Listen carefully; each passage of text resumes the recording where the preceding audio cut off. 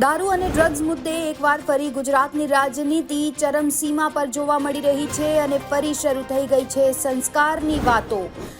Deputy CM Harsh Sanghavi આજ રોજ વડગામના પ્રવાસે છે। તે પહેલા જ જિગ્નેશ મેવાણીએ ખાસ તેમના પર પ્રહાર કર્યા છે અને સંઘવીને ધારદાર સવાલો કરતા તેમણે એવું પણ કહ્યું છે કે તમે જો વડગામ આવી રહ્યા છો તો શિવનગરની પણ મુલાકાત લેજો અને ત્યાં જનતા સાથે વાત કરજો। આ સાથે જ અનેક ટકોર પણ જિગ્નેશ મેવાણી દ્વારા કરવામાં આવી રહી છે હર્ષ સંઘવીને। વડગામ પધારી રહેલા ગુજરાતના સંસ્કારી મંત્રીનું વડગામની ધરતી પર સ્વાગત છે। મને મળેલી માહિતી પ્રમાણે પોલીસ સ્ટેશનના ક્રીડાંગણ અને સાથોસાથ પુસ્તકાલયના ઉદ્ઘાટન માટે માનનીય ગૃહમંત્રી વડગામ પધારી રહ્યા છે। વડગામ પધારી રહેલા ગુજરાતના સંસ્કારી મંત્રીનું વડગામની ધરતી પર સ્વાગત છે। મને મળેલી માહિતી પ્રમાણે પોલીસ સ્ટેશનના ક્રીડાંગણ અને સાથોસાથ પુસ્તકાલયના ઉદ્ઘાટન માટે માનનીય ગૃહમંત્રી વડગામ પધારી રહ્યા છે। ત્યારે સમગ્ર ગુજરાતની જનતા અને વડગામના યુવાનો અને ખાસ કરીને વિદ્યાર્થીઓના મનમાં એક સવાલ થઈ રહ્યો છે કે 8 ચોપડી ભણેલો માણસ એ પુસ્તકાલયનું ઉદ્ઘાટન કરશે। તમે જે વિદ્યાર્થીઓને પુસ્તકાલયની દુનિયામાં લઈ જવાની વાત કરો છો એમના મનમાં એવો સવાલ નહીં થાય ભાઈ તમે પોતે કેટલું ભણેલા છો? સવાલ નંબર 2, આ વિદ્યાર્થીઓને, આ યુવાનોને અને વડગામની જનતાના મનમાં એવો સવાલ ચાલી રહ્યો છે, સોશિયલ મીડિયામાં સતત લોકો પૂછી રહ્યા છે કે તમે એ જ માણસ છો ને જેણે થોડાક સમય પહેલા કોઈકના ટાંટિયા તોડવાની વાત કરી હતી? આ ટાંટિયા તોડવાની વાત કરનાર વ્યક્તિ એ નવી પેઢીના વિદ્યાર્થીઓને, યુવાનોને સંસ્કાર પીરસશે, એમને પુસ્તકાલયોની દુનિયામાં લઈ જવાની વાત કરશે। આ વડગામના લોકો સતત એક સવાલ પૂછી રહ્યા છે કે અમારા એના ખેડૂતોના દેવા ક્યારે માફ થશે? તમે નાયબ મુખ્યમંત્રી શ્રી વડગામ આવી રહ્યા છો તો વડગામની જનતાને જાહેરમાં વચન આપો કે આવતા 30 દિવસમાં વડગામ વિધાનસભાના એક ખેડૂતના, જગતના તાતના તમામ દેવા માફ થઈ જશે। પૂછો તો ખરા, કમોસમી વરસાદના કારણે 2-3 હજારનું નુકસાન થયું છે કે કેટલાક ખેડૂતોનું લાખોમાં નુકસાન થયું છે? એનો સવાલ તો જરા તમે પૂછો વડગામના ખેડૂતોને। ત્યાં જઈને દેવી પૂજક, માજી રાણા, દલિત, ઠાકોર આ સમાજના મોહલ્લામાં જઈને એ તો પૂછો કે તમારી કેટલી બહેનો દારૂના કારણે વિધવા બની છે? આ વિધવા બહેનોની આંખના આંસુ કોઈ દિવસ જોયા છે? તમે આવો છો ને તો એ વચન આપતા જાઓ કે વડગામ વિધાનસભામાં ફરી કદી એક દારૂનું ટીપું નહીં વેચાય। જિગ્નેશભાઈ હોય ધારાસભ્ય કે ના હોય, આવી તમે બાહેધરી આપો ને।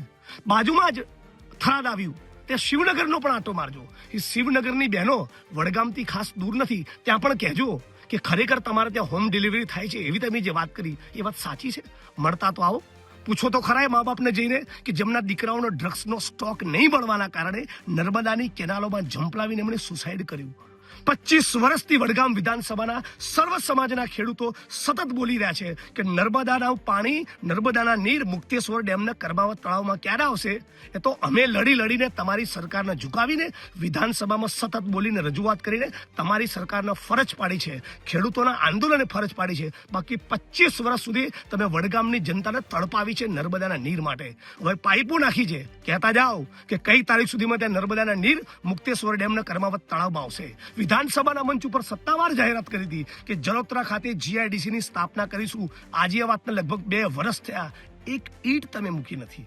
મોટી વાતો કરો છો। આખું નવી પેઢીની એક નવું યુવાધન એ ડ્રગ્સના રવાડે ચડ્યું છે। છાપાઓ લખી રહ્યા છે કે આપણા ગુજરાતમાં છેલ્લા કેટલાક વર્ષોની અંદર 17 લાખ પુરુષ અને 2.5 લાખ મહિલાઓ, એમ કુલ 20 લાખ લોકો ડ્રગ્સના રવાડે ચડ્યા। વડગામ હોય, થરાદ હોય, બનાસકાંઠા હોય કે તમારું મજૂરા હોય, ક્યાંય પણ ડ્રગ્સ નહીં જોવા મળે આવી શું ગેરંટી તમે આપવા માંગો છો?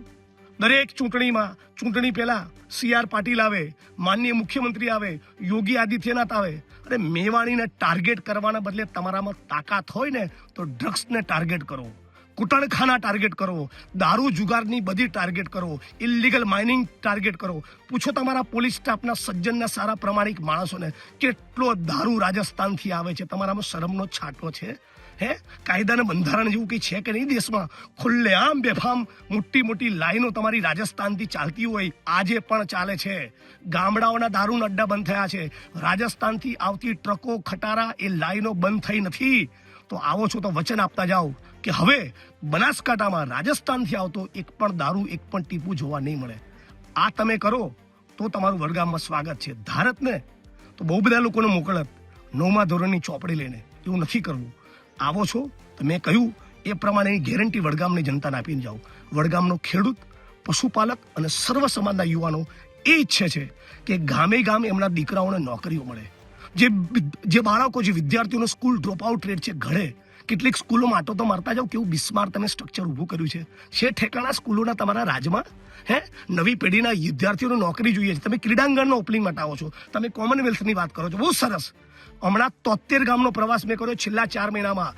ગામે ગામ વિદ્યાર્થીઓ અને યુવાનોએ મને કીધું છે કે જિજ્ઞેશભાઈ, સ્પર્ધાત્મક પરીક્ષાની તૈયારી કરવા માટેના ક્લાસીસ નથી સરકાર બનાવતી. સરકારને કહો કે રમત ગમત માટે અમારો દોડવું હોય, પરીક્ષાની તૈયારી કરવી હોય તો પ્લેગ્રાઉન્ડ નથી. આ માગણીઓનો તમે સ્વીકાર કરો તો તમારો વડગામ આવવાનો કોઈ મતલબ છે.